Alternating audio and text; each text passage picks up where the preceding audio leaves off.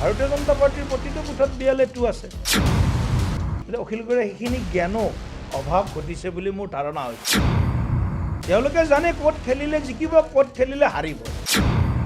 প্ৰতিগৰাকী নাগৰিকে BLA2, ভাৰতীয় জনতা পাৰ্টিৰ প্ৰতিটো বুথত BLA2 আছে। BLA2 বিলাকক নিৰ্বাচন আয়োগে অধিকাৰ দিছে এই কামটো কৰাৰ কাৰণে। এই BLOৰ লগত বুথ লেভেল অফিচাৰৰ লগত সহযোগ কৰিব লাগে, যাতে এখন শুদ্ধ ভোটাৰ তালিকা আমি প্ৰস্তুত কৰিব পাৰোঁ। অখিল গগৈৰ সেইখিনি জ্ঞানো অভাৱ ঘটিছে বুলি মোৰ ধাৰণা হৈছে যে কাৰোবাৰ নাম কোনোবাই কাটিব খুজিলেই কাটিব পাৰিব, এইটো কেতিয়াও সম্ভৱপৰ এটা বিষয় নহয়েই। গতিকে এই ধৰণৰ কথাবিলাকে বিভ্ৰান্তি, আচলতে এটা ফেক নেৰেটিভ। তেওঁলোকৰ হাতত বেলেগ কোনো ইছ্যু নাই। উন্নয়নৰ দিশত ৰাজ্য আগবাঢ়ি গৈছে। অসমখনক নিৰাপদ সুৰক্ষিত অসম ৰূপে গঢ় দিয়াৰ বাবে প্ৰধানমন্ত্ৰী ডাঙৰীয়াৰ আশীৰ্বাদত মুখ্যমন্ত্ৰী ডাঙৰীয়াই দিনে নিশাই পৰিশ্ৰম কৰিছে। তো এই গোটেইবিলাক দেখাৰ পিছত তেওঁলোকৰ এটা সপোন আছেই যে চৰকাৰ গঠন কৰিব, মুখ্যমন্ত্ৰী হ'ব, কোনোবা মন্ত্ৰী হ'ব গঠন কৰি ল'লে। গতিকে মই ভাবোঁ যে এইবিলাক কথা অসমৰ ৰাইজে জানে যে এওঁলোকৰ নিচিনা এই বিভ্ৰান্তিকৰ বক্তব্যই অসমৰ ৰাইজক বা ভাৰতীয় জনতা পাৰ্টিৰ কাৰ্যকৰ্তাক বিভ্ৰান্ত কৰিব নোৱাৰিব। কাৰণ তেওঁলোকৰ জিকাৰ সম্ভাৱনা, তেওঁলোকে ক'ত ইলেকশ্যন খেলিব, তেওঁলোকে জানে ক'ত খেলিলে জিকিব, ক'ত খেলিলে হাৰিব। গতিকে মিয়া সন্দেহযুক্ত অচিনাকি লোক য'ত ভৰি আছে সেইবিলাক অঞ্চলত তেওঁলোকে যাতে তেওঁলোকক মানে এটা ভয় খুৱাইছে যে এওঁলোকৰ নাম ভোটাৰ লিষ্টৰ পৰা কাটি দিব পূৰা, এই ধৰণৰ এটা মানে বিভ্ৰান্তিকৰ, য'ত কোনো সত্যৰ 1% তাত সত্য, তাত কোনো স্থিতি নাই। গতিকে তেনেধৰণৰ কথাবিলাকে এই মিয়া অচিনাকি লোকৰ তুষ্টিকৰণৰ কাৰণে অখিল গগৈ ডাঙৰীয়াই এই ধৰণৰ বক্তব্য ৰাখিছে। এই কামটো চাওক, এই কামটো হ'ল BLA বুথ লেভেল এজেণ্ট আৰু BLO বুথ লেভেল অফিচাৰ চৰকাৰী। BLO জনে ঘৰে ঘৰে গৈছে, সেই কামটো কৰি তেওঁ ৰিপৰ্ট দি দিছে আৰু তাৰ আধাৰত 27 ডিচেম্বৰ তাৰিখে অসমৰ এখন ড্ৰাফ্ট ভোটাৰ তালিকা প্ৰকাশ পাইছে। তাত কাৰোবাৰ নাম সোমাইছে, কাৰোবাৰ নাম কাটা গৈছে, কোনোবা মৃত্যু হোৱা মানুহ বা কোনোবা শ্বিফ্ট হোৱা মানুহ বা কেতিয়াও কোনো অস্তিত্ব নাই তেনেকুৱা মানুহৰ হয়তো নাম কাটিছে।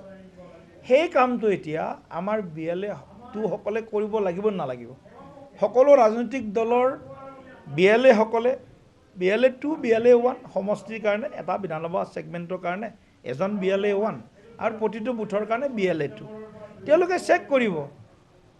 তেওঁলোকে চেক কৰিব যে জেনুইন কোনোবা মানুহৰ ভোটাৰ লিষ্টৰ পৰা নাম কাটা গৈছে নেকি।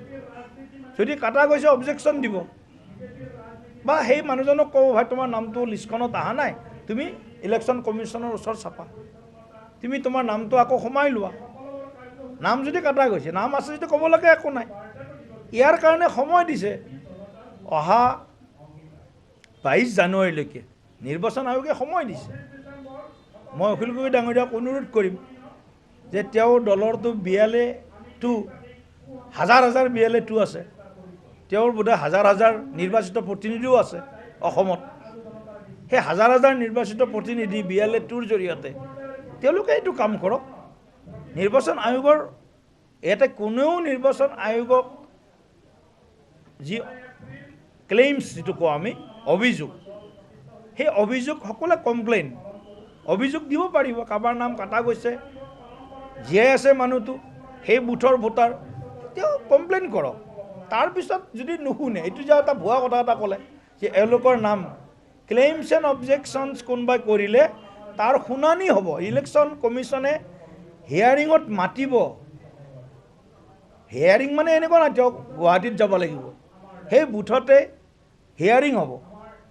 BLOৱে হিয়াৰিং কৰিব বা AU এছিষ্টেণ্ট ইলেকশ্যন অফিচাৰ বা ডিষ্ট্ৰিক্ট ইলেকশ্যন অফিচাৰ, তেওঁলোকৰ যি ব্যৱস্থা আছে সেইমতে হিয়াৰিং হ'ব। তেওঁলোকৰ নটিচ ইছ্যু হ'ব যে নিশ্চয় এইটো মানে এইটো ৰাইজক সহায় কৰা কথা। এইটো আমি কৰি আছোঁ যে যিবিলাক মানুহৰ মৃত্যু হৈছে সেইবিলাক মানুহৰ নাম ভোটাৰ লিষ্টৰ পৰা কাটা যাব লাগে। যিবিলাক ছোৱালীৰ বিয়া হৈ গৈছে, এইখন গাঁৱৰ পৰা বেলেগ গাঁৱত গৈছে, বা বেলেগ অঞ্চলত গৈছে, বেলেগ ৰাজ্যত গৈছে, তেওঁলোকৰ নাম ইয়াৰ পৰা কাটি তেওঁলোকৰ নাম যোন গাঁৱত বিয়া হৈ গৈছে, আজি মোৰ ভনীজনীক বিয়া দিছোঁ, তেওঁৰ নামটো মই কাটিম, মোৰ ভাইটোলৈ এজনী ছোৱালী আনিছোঁ, তেওঁৰ বোৱাৰী আনিছোঁ, সেই বোৱাৰীজনীৰ নামটো মই সোমাম। এইখিনি সকলোৰ কাৰণে সমান সুবিধা, সমান সুযোগ, এইখিনি কাম কৰক। গতিকে এটা মিথ্যা, এটা মানে ভুৱা বাগধাৰাৰ জৰিয়তে ফেক নেৰেটিভ এটা সৃষ্টি কৰিব বিচাৰিছে কংগ্ৰেছ দলে। কি কয় অখিল গগৈ ডাঙৰীয়াই, কংগ্ৰেছ দলেও বোধহয় মাত মাতিব লাহে লাহে।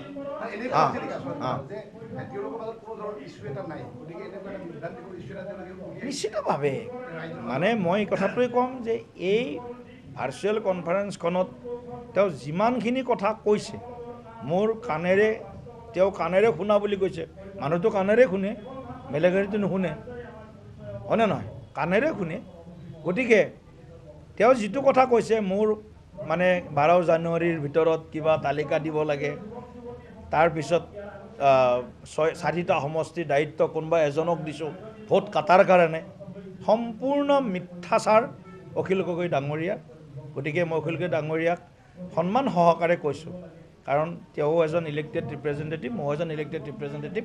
গতিকে তেখেতে এইবিলাক কথা ভাবি গুণি চাই ক'ব, যেতিয়া সংবাদ মাধ্যমত কথা ক'ব, পাব্লিক ডোমেইনত বিষয় এটা আনিব, নিশ্চয় তেখেতে এইখিনি তেখেতৰ হেৰি থাকিব লাগে, বুদ্ধি থাকিব লাগে যে তেখেতে কি কৈ আছে, কাক কৈ আছে। হা, মানে মই ক'লোঁ নহয়, ইছ্যুলেছ অপজিশ্যন। তেওঁলোকৰ সন্মুখত তেওঁলোকে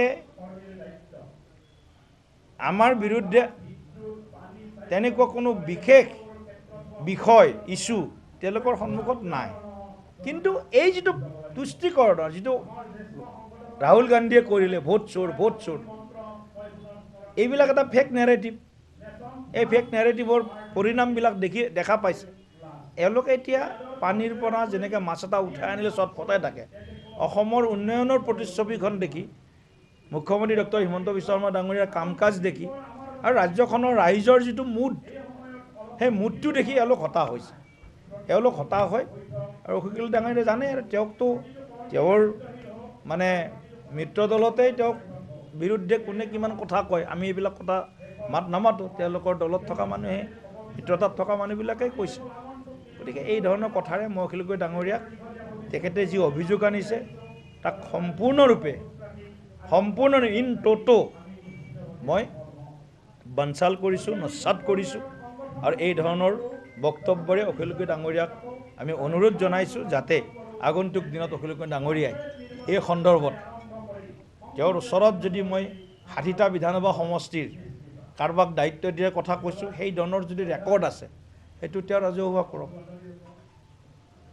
আমাক ভাল নোপোৱা মানুহৰ নাম যদি ভোটত কাটিব দিছোঁ, তেনেকুৱা ধৰণৰ কথাবিলাক যদি আছে তেওঁ কৰক, প্ৰকাশ কৰক।